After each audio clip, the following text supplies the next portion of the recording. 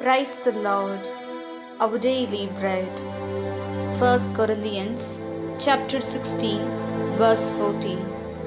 Let all that you do be done in love. O Almighty God, thank you for giving this wonderful verse.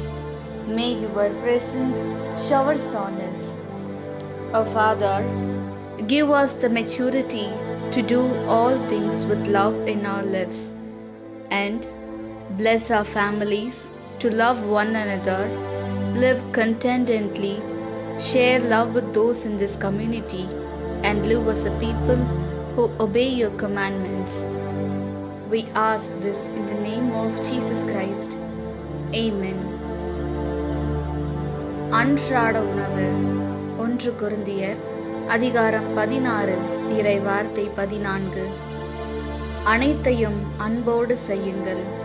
அன்பின் தகப்பனே, இன்றைய நாளிலே இந்த இறை மன்னாவை கொடுத்ததற்காக நன்றி ஆண்டவரே.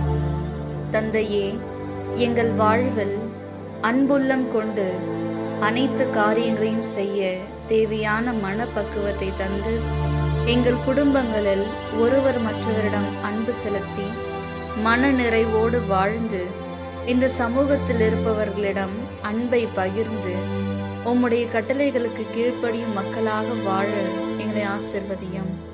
ஆமேன்.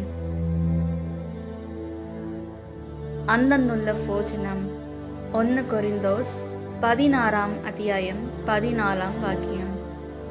നിങ്ങളുടെ സകല കാര്യങ്ങളും സ്നേഹത്തോടെ നിർവഹിക്കുവിൻ.